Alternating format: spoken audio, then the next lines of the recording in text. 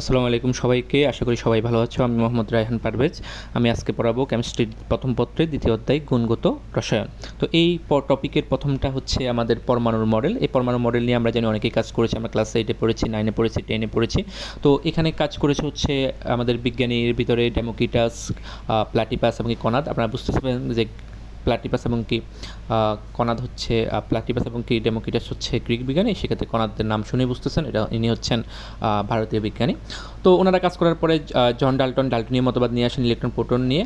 তারপরে হচ্ছে Michael Faraday sodium ক্লোরাইডের তড়িৎ বিশ্লেষণটা করেন। সোডিয়াম ক্লোরাইডের তড়িৎ বিশ্লেষণ করে উনি বলতেছেন যে কিছু একটা আছে, তখন পর্যন্ত ইলেকট্রন আসলে আবিষ্কার হয়নি। তো কিছু একটা দিয়ে উনি তড়িৎ বিশ্লেষণটার ব্যাখ্যা দিয়ে দেন। তারপর কিছুদিন পরে বিজ্ঞানীর যে থমসন ইলেকট্রন আবিষ্কার করার পরে এই জিনিসটা সোজা হয় এবং ক্লিয়ার হয় সবার কাছে, এবং সবাই মেনে নেয় যে ইলেকট্রন নামে কিছু একটা আছে যেটা কক্ষপথকে কেন্দ্র করে ঘুরে। তো ওখান থেকে আসলে উনি মতবাদ দেন যে প্লাম পুডিং মতবাদ বা কিসমিস পুডিং মতবাদ, বা উনি এখান থেকে মতবাদ দেন যে থমসন মতবাদ দেন যে এখানে কিসমিস যেরকম সময়ের ভিতরে থাকে ওইরকম ছড়াই ছিঁড়ে থাকে।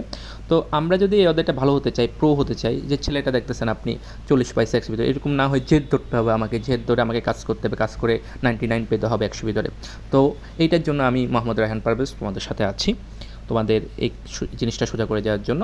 তো আমার রাদারফোর্ডের মডেলের আগে, এক্সপেরিমেন্টের আগে যে থমসন মডেলটা দিয়ে দেয়, যে মডেলটা উনি ইলেকট্রন প্রোটন আবিষ্কার করেন। তো ইলেকট্রন আবিষ্কার করেন, প্রোটন তো আগে থেকে আবিষ্কার। তো উনি এই দেখেন একটা কেকের মতো, এটা প্লাম বলে, প্লাম পুডিংয়ের উপরে যেরকম কিসমিসগুলো থাকে বা অন্য লেয়ার থাকে, এটার উপরে উনি নির্ভর করে প্লাম পুডিং মডেল দিয়ে দিচ্ছে। অথবা আমি বলতে পারি তরমুজ মডেল বলতে তরমুজের দানাগুলোকে ইলেকট্রন ধরা হয়, লাল অংশগুলোকে বলা হয় চারপাশ, মানে সারাউন্ডিং ধরা হয়।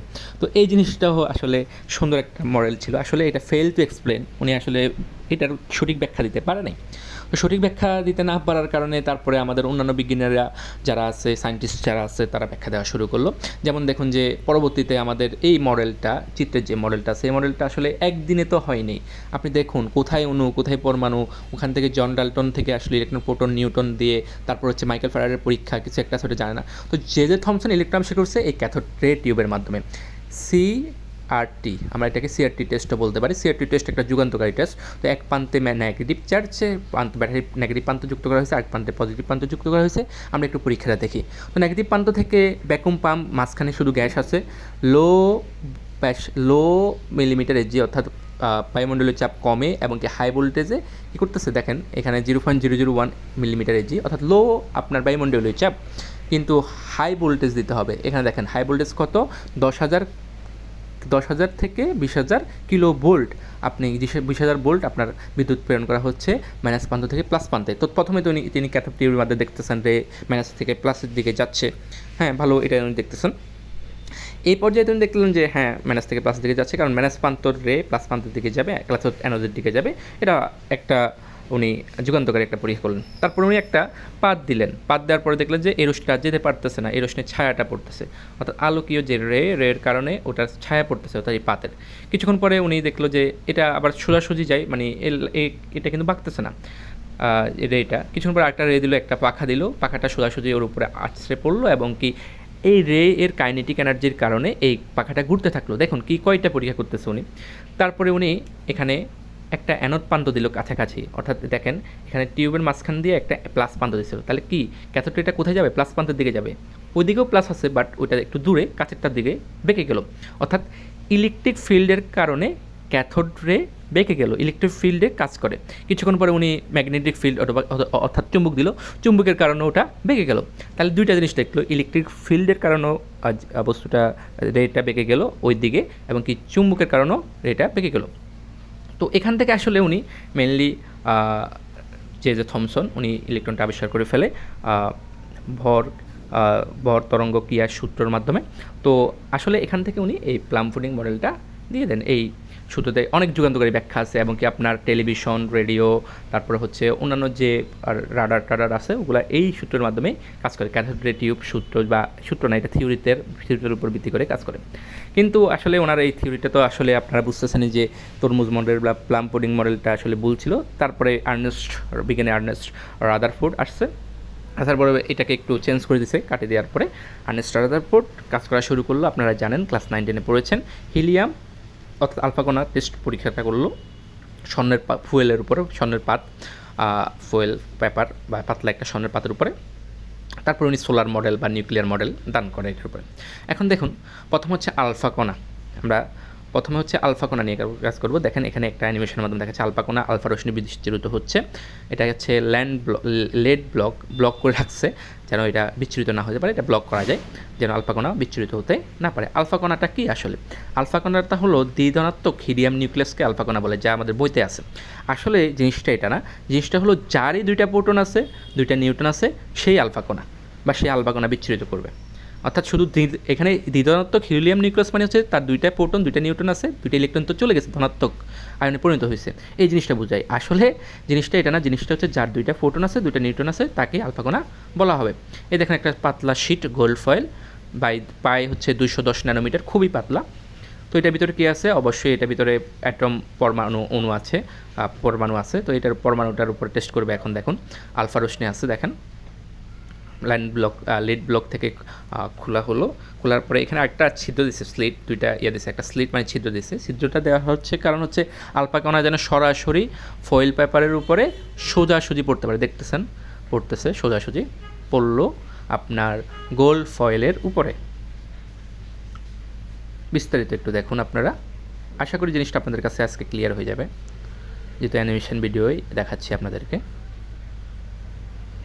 তো জিনিসটা গোল্ড ফয়েলের উপরে পড়লো, পড়ার পরে সে দেখলো যে আলফা কণা বিচ্ছুরিত হচ্ছে।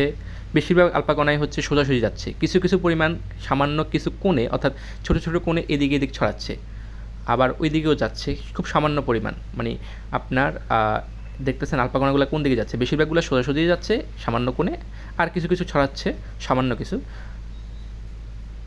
তো এটা হচ্ছে যে পদার উপর পড়ছে এটা হচ্ছে জিঙ্ক সালফেট, এটা ডিটেক্ট করতে পারে। এটা ডিটেক্টর হিসাবে রাখা হচ্ছে, প্রতিপর্ব তৈরি করে বা বিচ্ছুরণ তৈরি করে জিঙ্ক সালফেটটা। তো এখান থেকে তিনি অবজারভেশন করলেন রাদারফোর্ডের আলফা স্ক্যাটারিং অবজারভেশনের কী কী আছে আমরা একটু দেখতেছি। দেখেন প্রথম অবজারভেশন হলো যে আমি যেটা বললাম যে সোজাসুজি যাচ্ছে আলফা কণাগুলা, বেশিরভাগ ক্ষেত্রেই আমার সোজাসুজি গমন করতেছে। হ্যাঁ, দেখেন most of the fast moving alpha particle pass straight through the gold foil. তো দেখেন গোল্ড ফয়েল মধ্যে দিয়ে সরাসরি যাচ্ছে, এটা আমি যেটা বলছিলাম। দ্বিতীয় অবজারভেশন কি দেখলো আর্নেস্ট রাদারফোর্ডে, বিজ্ঞানী আর্নেস্ট রাদারফোর্ড দ্বিতীয় অবজারভেশন দেখলো যে অ্যাঙ্গেলটা কম, some of the alpha particle were deflected by the foil by small angle, অর্থাৎ ছোটো ছোটো কোণে একটু দূরেও সরতেছে, এটা বলতেছে। তৃতীয়টা হচ্ছে দেখেন তৃতীয় অবজারভেশন খুবই সুন্দর, কারণ হচ্ছে এখানে বলছে যে 12,000-এর ভিতরে একটা সরাসরি 180 ডিগ্রি, মানে যে বরাবর পরে ওই বরাবর আবার ফিরে আসে। দেখতেছেন একটা আলফা কণা কিন্তু ফিরে আসতেছে। তো এটা অনেক সময় বলে 20,000-এর ভিতরে একটা বা 19,000-এর ভিতরে একটা, এখানে বলছে 12,000-এর ভিতরে একটা। তো এটা আসলে ইনফরমেশন গ্যাপ থাকতে পারে। তো এই অবজারভেশন থেকে আসলে অনেক কিছু উনি প্রেডিক্ট করে এবং কি থিওরি দিয়ে উনি বলে ফেললো যে হ্যাঁ কী কী হচ্ছে এখানে। তারপরে কনক্লুশন অফ দ্য এক্সপেরিমেন্ট, অর্থাৎ এই এক্সপেরিমেন্টটার ফলাফল কী, ফলাফলটা আমরা অনেকেই জানি, আমরা 9-10-এও পড়েছি, আমরা এখন আবার দেখব। দেখেন একটা ফয়েল, গোল্ড ফয়েলের ভিতরে অনেকগুলো স্বর্ণ AU এর পরমাণু রয়েছে, পরমাণুর উপরে পড়লো আলফা কণা। তো most of the space is an atom is empty, empty মানে খালি, অর্থাৎ যদি আলফা কণা বেশিরভাগ চলে আসতো আমি বলতাম বেশি কী আছে, খালি না, পূর্ণ আছে। এখন তো যেহেতু বেশিরভাগ আলফা কণা ওইদিকে চলে গেছে, গোল্ড ফয়েল বেদ করে ওইদিকে চলে গেছে, তাহলে কী হচ্ছে, বেশিরভাগ পরমাণুই খালি। তো বলতেছে পজিটিভ চার্জ আসছে বাট কিন্তু খুবই স্মল ভলিউম, অর্থাৎ খুব কম জায়গা নিয়ে আসে। নাহলে তো আলফা কণা পজিটিভ, আমার প্রোটনও পজিটিভ, একটাকে কী করতো, বিকর্ষণ করতো। কিন্তু যেহেতু আমরা 20,000-এর ভিতরে একটা বা 12,000-এর ভিতরে একটা আসতেছে, এই জন্য আমার পজিটিভ চার্জের পরিমাণ আছে ঠিক, বাট এটা কিন্তু কম জায়গা জুড়ে রয়েছে। এটা হচ্ছে কনক্লুশন 2। কনক্লুশন 3 হচ্ছে positivity charge atom is very small, যেটাই আছে আমি যেটা বললাম এখন বর্তমানে ওইটাই, যে মানে পজিটিভ চার্জ সমান পরিমাণে ইলেকট্রন যে পরিমাণে পজিটিভ চার্জ ওই পরিমাণে আছে, তবে সেটা কম জায়গা জুড়ে। তো ফিচার অফ মডেল, ফিচারগুলো দেখেন, ফিচার হচ্ছে বৈশিষ্ট্য। The electron remove around the nucleus in circular path, বলতেছে একটা বৃত্তাকার পথে ইলেকট্রনগুলো প্রোটনকে কেন্দ্র করে, নিউক্লিয়াসকে কেন্দ্র করে ঘুরে, এটা আমরা জানি। বলছে যে পজিটিভ চার্জযুক্ত এই যে কেন্দ্রটা আছে এটাকে বলে নিউক্লিয়াস, এটাও আমরা ক্লাস 9-10-এর বাচ্চাকালের পড়া, আমরা পোলাপান যেহেতু পড়ে আসছে পোলাপানকালে, বাচ্চাকালে এটা আমরা পারি। তারপর বলছে the size of the nucleus is very small as compares to the size of the atom, বলছে যে পরমাণুর তুলনায় নিউক্লিয়াসের সাইজটা খুবই ছোট, এটা আমরা জানি।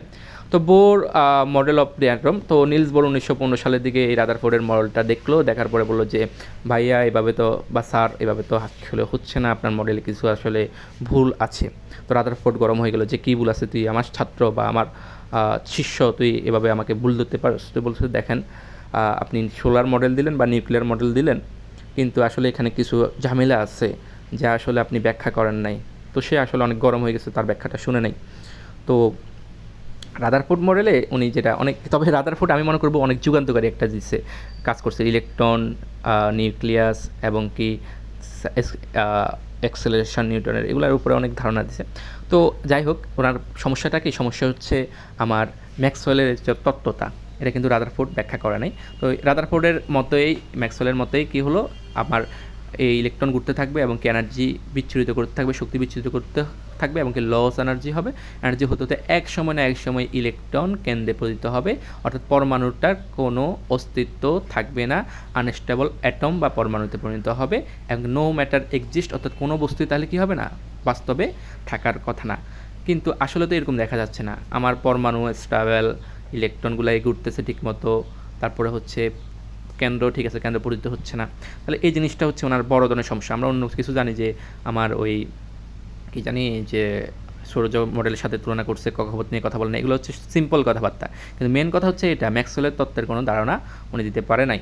এটা হচ্ছে মেন কথা। ম্যাক্সওয়েল বলছে, উনিও এটার উপর বিশ্বাস করে যে ইলেকট্রন ঘুরতে ঘুরতে কী হবে, তার রেডিয়াস কমবে, ব্যাসার্ধ কমবে, অর্থাৎ এনার্জি লস করতে করতে সেখান দিয়ে পরিচিত হবে। এটা নিয়ে কথা বলতে পারে না। তারপরে বিজ্ঞানী বোর এই মডেলটার ব্যাখ্যা দিয়ে দেয়, যে উনি আরেকটু বিশ্লেষণ করে ব্যাখ্যাটা দেয়। বিজ্ঞানী বোর্স পারমাণবিক মডেলটা দেন। উনি বলে যে ইলেকট্রন কিছু নির্দিষ্ট কক্ষপথে ঘুরে, electron move in a fix orbit and fix energy level, এবং কি ওই কক্ষপথগুলোর নির্দিষ্ট শক্তি রয়েছে। অর্থাৎ উনি বলছে যে না, ইলেকট্রন ঘুরতে ঘুরতে রেডিয়াস কমে না, ব্যাসার্ধ কমে না, ইলেকট্রন নির্দিষ্ট শক্তিপথে রয়েছে এবং কি শক্তিপথের নির্দিষ্ট এনার্জি রয়েছে। দেখেন E1 E2 E3, তো এখানে দেখেন কোনটা বড়, E3 বড়। তো E3 হচ্ছে যেটা কক্ষপথটা কেন্দ্র থেকে বেশি দূরে, তার শক্তি বেশি। এই জিনিসটা উনি ব্যাখ্যা দিল।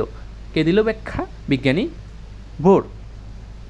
ভোর মডেলে এই জিনিসটা ব্যাখ্যা দিল যে ইলেকট্রন নির্দিষ্ট কক্ষপথে ঘুরে, কক্ষপথগুলার এই নামগুলোকে অরবিট বলে, শেল বলে, অরবিট শেল বলতে পারে, বাংলাতে আমরা কক্ষপথই বলি। তো এই জিনিসগুলোকে কক্ষপথ বলে বা অরবিট বলে। পোস্টুলেট 1, অর্থাৎ এটা পোস্টুলেট বাংলা অর্থ হচ্ছে আমার অনুকল্প 1, বাংলাতে বলে অনুকল্প। তো এটা নির্দিষ্ট শক্তি আছে, এটা আমি আগে বলছি, অরবিট 1-এর E1 2। তো দ্বিতীয় পোস্টুলেটে বলতেছে যে এইগুলার, এই কক্ষপথগুলোর নাম আছে, প্রথমটার নাম 1 2 3 4, বাকি LMN দ্বারা প্রকাশ করা হয়। এটা আমরা জানি, এটা আমরা 19-এ বাচ্চাকালে পড়ে ফেলেছি। তো এটা আমরা একটু দেখব, আমাদের টপিক 1 হিসেবে যেহেতু আসছে, এই টপিকটা আছে, অবশ্যই আপনাদের দেখবেন এই অধ্যায়ে আছে, সেটা আমরা পড়ে ফেলবো। তো তারপরে বলতেছে যে ইলেকট্রন যদি এক কক্ষপথ, নিম্ন কক্ষপথ থেকে উচ্চ কক্ষপথে যায়, তাহলে শক্তি শোষণ করবে। দেখুন, শক্তি কিন্তু শোষণ করলো। আর ইলেকট্রন যদি দেখেন বিকিরণ করতেছে, শক্তি উচ্চ কক্ষপথ থেকে নিম্ন কক্ষপথে আসে, তাহলে শক্তি বিকিরণ করবে, বিকিরণ করে করে আসতে হবে। আশা করি আপনারা জিনিসটা ভালোভাবেই বুঝতে পেরেছেন।